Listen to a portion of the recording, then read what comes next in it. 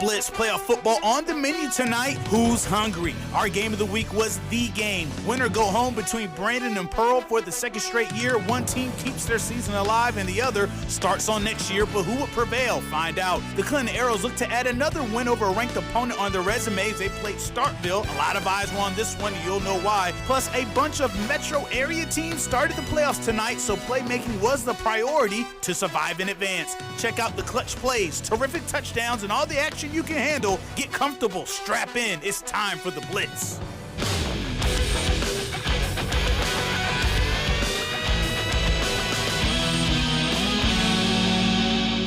Welcome, and as always, thanks for staying up with us for our last regular season edition of the Blitz. Some teams trying to get into the postseason, others trying to advance to the playoffs. We're going to start with those who are fighting to make their way in, and that takes us to the Blitz 16 game of the week. Pearl and Brandon, the Eat Dirt game. Winner gets in, loser goes home. BYOD, bring your own dirt. Pearl starts us off with the ball, and their quarterback, Shade Foster, going to the air, hits Alex Spires. Really good yards after the catch, but pop, the ball comes loose, and Brandon, they recover the fumble. Bulldogs, they take over. Quarterback Josh Sullivan sends this one up flying. It's a jump ball. Marcus Mosley is going to come down with it. So Pearl, they get it right back, and in the red zone, they go Wildcat. Big running back Jamari Thompson fights his way in. That's the first touchdown, 8-0 Pirates. Brandon on the ensuing drive. Sullivan going to the air once again, but Jerry Johnson's there for the Pirates once again. Another interception. And in that possession, facing a fourth down, a little trickery, we're going to get ourselves a big boy touchdown. Leo McIntyre rumbling, bumbling, stumbling in the end zone. It does get called back, though, for an eligible receiver. No touchdown for the Pirates. Takes over in their red zone. Sullivan with the quarterback read keeps it himself. Our cameraman Nick gets zoomed out there, gets into the end zone for the touchdown. Bulldogs trailed 8-7 at half. So just a 1-point game, but after the half, the Pirates are punting the ball. But the Brandon punt returner Regan Wallace, he fumbles the ball on the tackle, and guess what? The Pirates recover. Special teams making a play. They get into the highlight there, and that is gonna sting.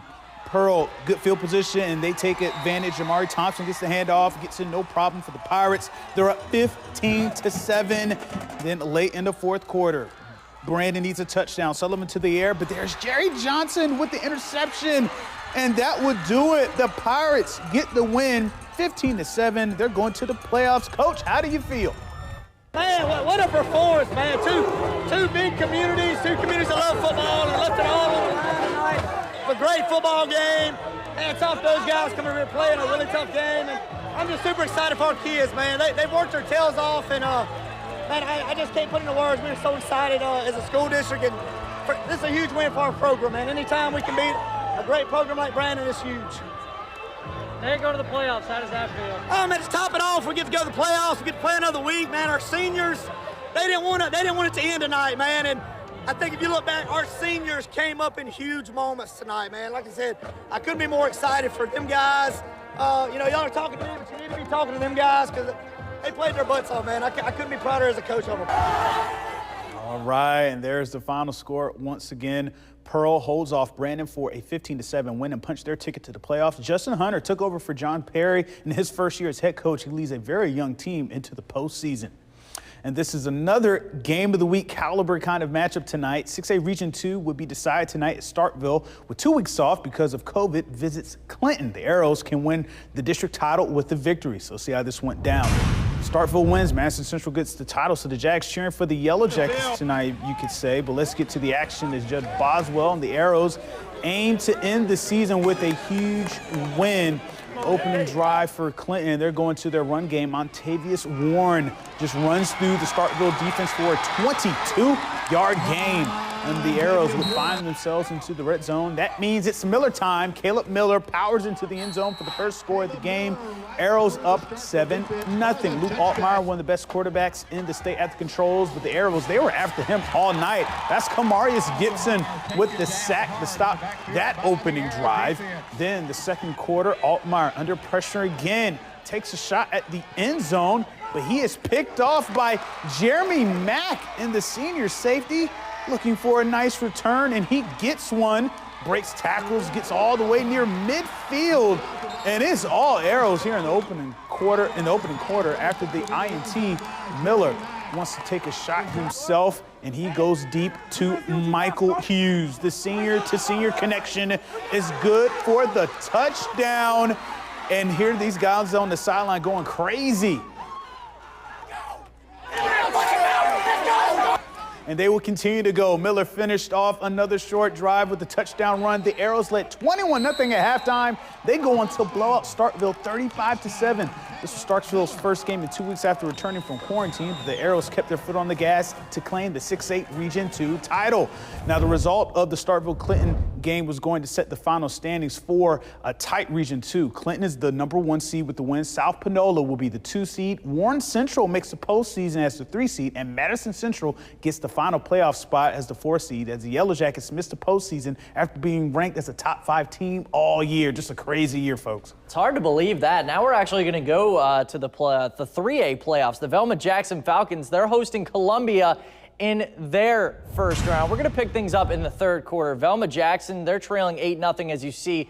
Columbia up. Columbia's Joshua Brown. He was good all night. Keeps it for himself, but he's going to get pummeled by a host of Falcons. Check out that team defense right there. But later in the quarter, they have the ball. Velma Jackson's Jordan Harvey throws a 20-yard first down to Jeremy Williamson. Their quarterback, Jordan Harvey, I've seen him play basketball. He can throw it down on the court. He's also a really good quarterback, too. He's looking deep once again. This time, Monta Luckett for a huge first down. They would not score on that drive, though, and later, Harvey's going to the air one more time.